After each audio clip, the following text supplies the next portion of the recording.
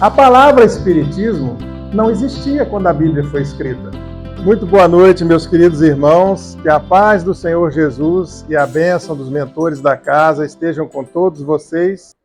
Toda vez que a gente é convidado para vir nessa casa, é uma grande alegria. Eu sou médico, estou tentando ser espírita há uns 30 ou 40 anos, já nem sei mais. A gente sempre procura escolher um tema para poder aperfeiçoar o estudo e sempre trazer alguma coisa para a nossa vida prática. Porque existe a teoria e existe a prática. E o ideal é a gente aprender alguma coisa, que aqui eu estou aprendendo com vocês, junto, que a gente possa aplicar na nossa vida. Então eu liguei para alguns amigos e falei, olha, o tema vai ser vantagens e desvantagens de ser espírita. Eu já fiz uma lista, mas eu queria que você falasse, quem sabe você lembra de alguma coisa que eu não lembrei. Aí uma amiga que é espírita há mais de 300 anos, que conheceu Noé na canoa ainda, ela, e tem desvantagem? Ué, que é isso? É só vantagem. Ela só via a parte boa da história. E outros, contra o espiritismo, que não eram espíritas, só falavam para mim as desvantagens. Toda vez que a gente vai fazer alguma coisa, nós devemos fazer ponderando se aquilo é bom ou ruim para a nossa vida, não é verdade? Por exemplo, vantagens e desvantagens de ser solteiro. Vantagem, você pode fazer o que você quiser com o seu dinheiro, o dinheiro é só seu. Você pode sair de casa sem dar satisfação, pode voltar a hora que você quiser. Vantagem. Pode morar com o papai e a mamãe, eles pagam tudo e você fica com o seu dinheiro livre para você. Desvantagem. Se seus pais vão morrer, você vai ficar sozinho. Não tem ninguém esperando você em casa. Você pode até ter filhos como solteiro, mas é mais complicado criar filhos sozinho. Então, tudo tem coisas boas e coisas ruins. E a gente tem que pesar e fazer nossas escolhas. Eu sou casado. O casamento traz uma série de responsabilidades. Eu acho que o casamento, independente de cerimônia ou não, que é a união de dois seres que se amam, é um avanço no amadurecimento espiritual. Porque a gente tem que crescer, assumir mais responsabilidades, há um pacto, né? Há umas dificuldades que surgem que para o solteiro não surgem filhos. Então a gente às vezes tem que aprender a crescer baseado na experiência do casamento. E quem não viveu a experiência do casamento pode crescer de outras formas. Cada um escolhe o seu caminho. E as vantagens e desvantagens de ser espírita? Primeiro, para a gente saber quais são as vantagens e desvantagens de ser espírita, a gente tem que saber o que é ser espírita. O que é espiritismo? Porque muita gente que é espírita não sabe o que é ser espírita. Vai no centro, é um frequentador de palestra, mas não é espírita. Porque o espiritismo, ele é filosofia, ciência e religião. A proposta é essa. É um banco com 3 perninhas. Filosofia é o modo de viver. Religião, a sua ligação com o mundo espiritual, com Deus, com a espiritualidade. E ciência é a parte de pesquisa. Então, em cada lugar do mundo, o espiritismo está de uma forma. Uma das coisas que uma pessoa me disse essa semana foi que o espiritismo é tão bom, surgiu na França, por que hoje na França quase ninguém é espírita? Se fosse bom, lá tinha que ser o maior país espírita do mundo. Ele tem um ponto para pensar, não é verdade? E eu fui pesquisar por que não deu certo o espiritismo na França. Se der tempo, nós vamos falar. Vocês vão descobrir, hein? Viu? A outra coisa é, ser espírita é uma abominação. Você vai para o inferno. A Bíblia proíbe o espiritismo. Está lá em Deuteronômio 18.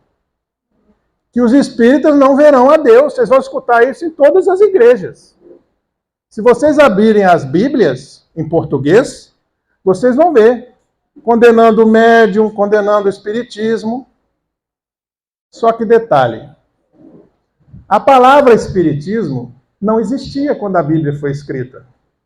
A palavra espiritismo foi inventada em 1857.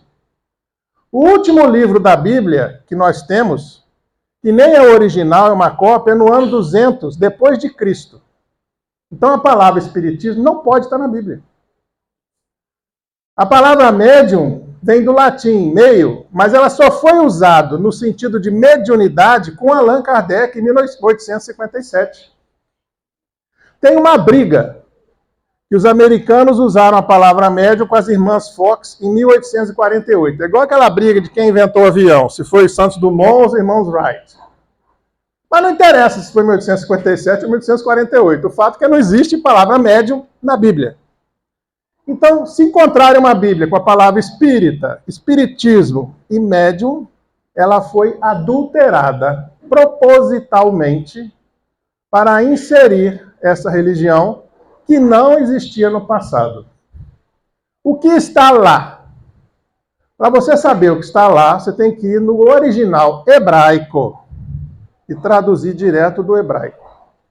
O que existia naquela época eram adivinhos, necromantes, pitonisas, que as pessoas consultavam para saber coisas da terra.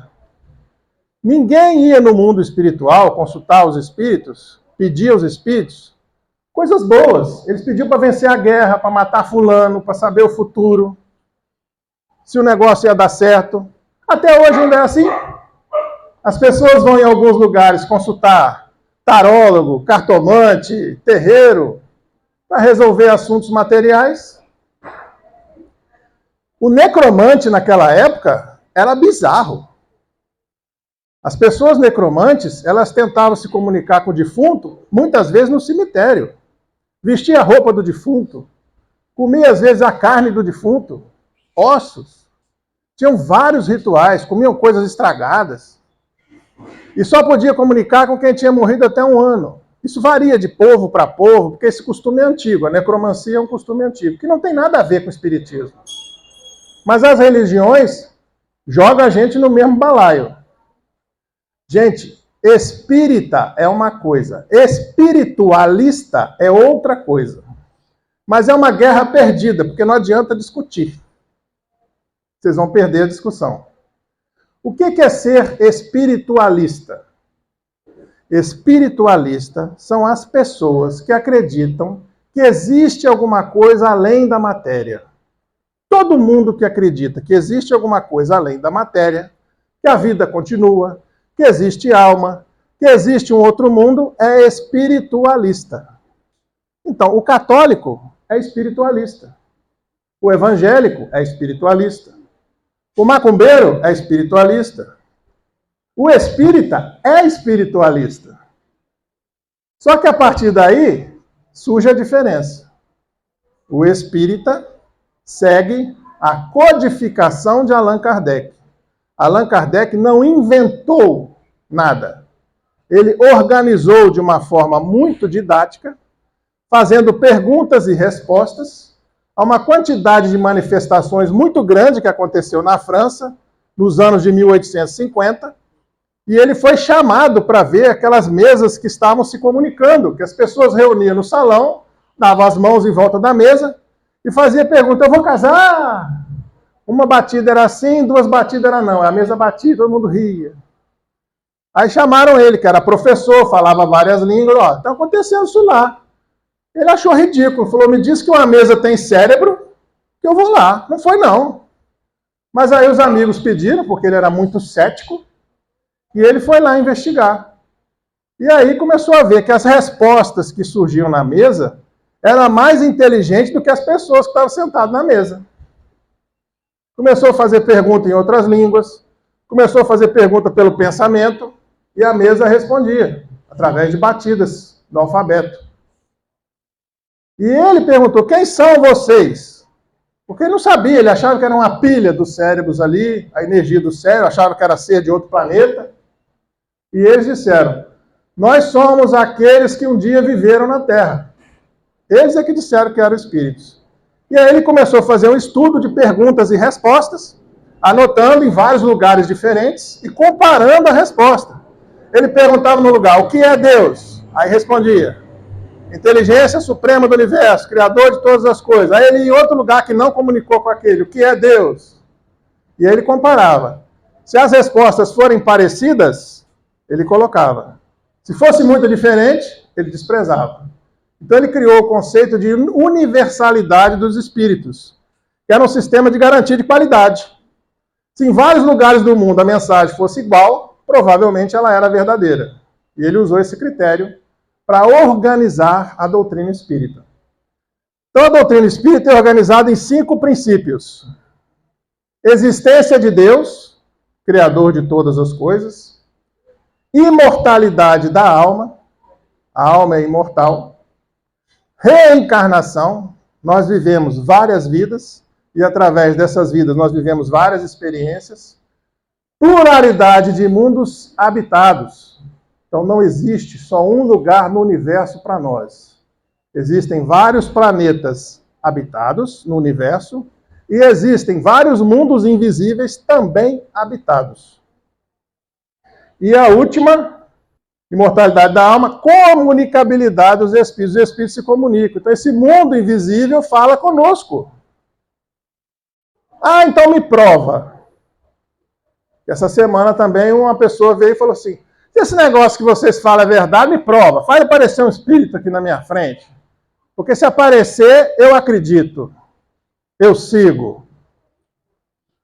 Na Bíblia, Jesus subiu no Monte Tabor com os apóstolos e transfigurou lá, ficou iluminado, e apareceu o espírito de Moisés e de Elias do lado dele. Ele conversou com eles e os apóstolos assistiram a conversa, parte. Tanto que no final eles queriam construir 3 templos ali em homenagem aos 3. E Jesus falou que não. Jesus conversou com espíritos, mostrando que era possível se falar. Ah, mas ele era Jesus. Eu não sou Jesus? Jesus pode, eu não posso. Jesus disse assim, podeis fazer mais do que eu. E a história de aparição de espíritos, ela é mais antiga em todos os lugares, em todas as raças. Gente que nunca conversou, todo mundo tem história de fantasma, de espírito, de casa mal assombrada. E ninguém combinou nada. Por quê? Porque acontece. É um fenômeno real, independente de religião.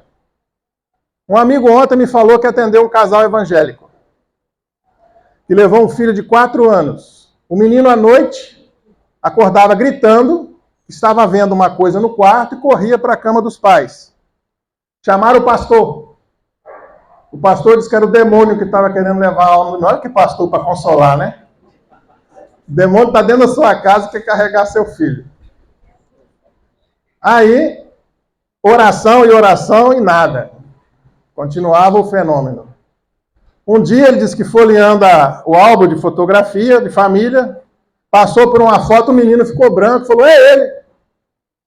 Era o avô, que tinha morrido há 8 anos atrás. Aí ele resolveu ir num centro espírita.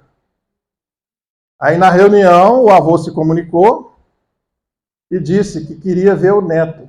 Que ele se aproximava na cama, e quando ele abaixava, ele achava que o neto não estava vendo, mas o neto estava vendo ele. O neto assustado e ó. Tem muita gente que é assim, né? Gosta muito de você enquanto você está vivo, mas se você aparecer, ele corta uma linha danada. Você vai ter medo da sua mãe só porque agora é fantasma? Deus me livre, eu sou espírita, mas eu não quero ver espírito, não é assim que o pessoal fala? É normal, gente. Casa assombrada das histórias, qual é a casa que não é assombrada? Qual é a casa que não tem espíritos? Me diga. Às vezes não é a casa que é assombrada, somos nós. Eles acompanham a gente, não acompanham a casa. Alguns espíritos são apegados à casa, sim, mas é mais raro. O mais comum é eles acompanharem a gente. Então não adianta mudar de casa que vai. E esse casal, depois que houve essa conversa, o avô parou de aparecer, eles continuaram evangélicos, mas ele falou, eu tenho certeza que não era o demônio, porque meu pai não é o demônio. Aí o pastor, não, era o demônio no formato do seu pai. O demônio engana as pessoas lá, os espíritas. Eles se passam por aqueles doutor Bezerras, é tudo demônio. Aí, não adianta discutir. Chega a um ponto que você discutir não vai resolver o problema. Cada um tem que escolher o seu caminho. A melhor religião é a que te faz uma pessoa melhor. Não é o espiritismo que salva.